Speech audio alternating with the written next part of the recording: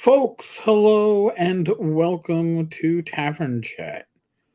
I'm your host, Eric Tenkar, your bartender of sorts in the OSR. And this beginning of the week has really been, it's been a gut shot. We found out yesterday we lost Doug Ray, North Texas RPG Con. We're going to have a special live stream tomorrow night, uh, 8 p.m., Talking Crit, with myself and Bad Mike. Bad Mike Battalato was Doug's partner over at North Texas. North Texas will continue. There are a lot of people involved in making sure it continues. And we have some plans for this channel to help North Texas to continue. Might have some actual details tomorrow. I've been talking with Mike. So, why am I bringing this up? Well, when I say it rains, it pours, well, it has been that kind of I guess, 36 hours. On the way back from our local pub, Rich and I bumped into a neighbor that we've known for years. I've known close to my whole life. And she told us that her son was just turned 50, died 2 weeks ago of a heart attack. I was like, damn, takes your feet out from under you, right? We get home, settle in, do a few things, start getting ready for dinner. Rach gets a phone call. We find out that one of her brothers died of natural causes. Took them a while to track down family.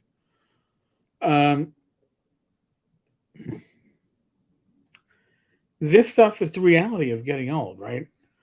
The older you get, the more people you know that are going to pass. It's the curse of getting old. When you are younger, the friends you make friends that are generally your age, right? These are the people you socialize with. Death is rare amongst the young. And as you get older, it becomes more common. At my time hanging at my local pub, getting to know people, the daytime crowd generally is a generation older than me. I've been to more than my share of wakes. So why do I have the following page up from the DMG, page 12, from the first edition, Dungeon Master's Guide? Because even there, it reinforces something. When we play these games, right, nobody wants to go out there and be like, oh, well, I want to play a first level fighter. He'll be 54 years old with congestive heart failure. That's not what we're looking to play, right? Oh, I want to be a first level magic user. Yeah, I'll be 62. No. When we play our fantasy games, when we play our escapism, right? We don't want to be us older. Us at the age where time is beginning to catch up to maybe our very selves, but our friends, our relatives, our neighbors. We want to play the young. We want to be the young. So look at the ages here. Clerics, human clerics. I'm not talking about non-humans, or we're not going to go there. Clerics and druids start at the age of 18 plus 1d4. So if you're playing a brand new cleric in AD&D, you'd be 22 maybe. What was it, the age of a college graduate these days? Think about that. Think about if you're 50, right? In that general age range. Remember when you were, I'm not even gonna say 10. Remember when you were 20? How old it seemed to people in their 40s? It's like they had no fucking clue as to what the world was about, right? Because you were 20, you were wired in. I'm 54. Okay. Fighters. 15 plus 1d4. So your fighter could be as young as 16. 16 years old. Sophomore in high school is out there going to kill things and take their shit. And you in your 50s, your 60s, that generation, you're going to be happy to go out there and, and role play a teenager adventuring. Because we want to play what we no longer can be. What's the oldest? Illusionists. 30 plus 1d6. All right, so they could be 36. They could be significantly older and still much younger than most of the players in the OSR. The OSR, we've seen it, right? We've seen it over the recent years. We've lost many icons and luminaries, and it's going to continue happening. It's the age. It's one thing that you can't stop, right?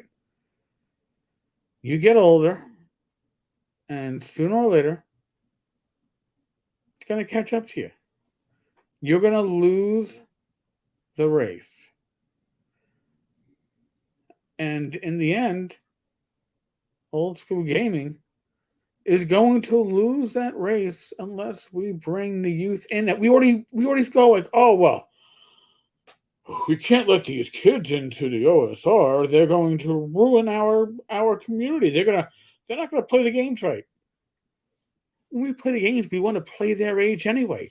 Why not bring in players that are the age of the characters that we're looking to role play? Right?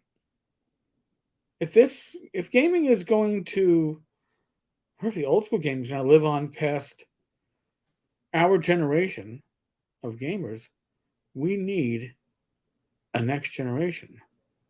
There's no shame in that. There's no harm in that. Does it change stuff? I'm sure it does. But we've changed the game already. Heck, how I play it at 54 is not how I played it at 14 or 24. It isn't. You can look back with rose-colored glasses and say how great gaming was. Think about how great it is right now. And don't let your age prevent you from appreciating it. And don't let your age prevent others from appreciating it. We don't know how long we have on this world, right? We don't control it. I mean, we'd like to believe we do. I've mentioned this elsewhere and otherwise, but to be an effective member of law enforcement, you have to have this belief in your own invulnerability and immortality to some extent. And the idea that, well, if the bullet doesn't have your name on it, you're going to be good, and if it has your name on it, there's nothing you can do to stop it. Well, there's some truth to that. But if we want to have a legacy as gamers, we have to bring in a generation that will enable that legacy to continue. There's no true immortality aside from what you're able to leave for others to continue on. Right? Shakespeare is immortal because of everything he wrote. And we know less about that man as a person than we do about the works that he wrote. As gamers, Gary is pretty much immortal, at least to our community. We have his works. But if it stops being appreciated, then I guess you could say in the end, if there's nobody left playing old school games or keeping the OSR tradition going on, that legacy, that faux immortality that you can bestow upon people will leave. North Texas, as long as North Texas is going on, Doug will have never left us. He'll be there in spirit. That's huge. I think it's what he would want. You know, so how do you keep that going another 10 or 20 years? You do that by bringing the next generation. None of us will live forever. We might, on some level, not realize that, but it's damn well true. So, might not live forever, but when we game, yes, that's old timers. We role play a much younger generation. I think we should embrace that generation. Folks, as always, we are still in the midst of the world of the pandemic. Please, please, I ask of thee, use your common sense. All right, I'm not a medical professional. I'm not a well, I guess I'm a talking head, but I'm not the talking head on TV. I'm not one of those people who are going to tell you what to take, what not to take, what to do, what not to do. Use your common sense. Be safe, be well. God bless. Roll those dice. And God willing, tomorrow night, 8 p.m. Eastern, 7 p.m. Central, Bad Mike, myself, Talking Crit. We are going to do a show that will hopefully make Doug proud and open up your eyes about North Texas RPG Con if you don't know much about it. And if you do know a lot about it, if you've been going for years, maybe we'll have a few stories from Mike that you might not know of. So, I look forward to seeing you all there. Thank you much. Laters.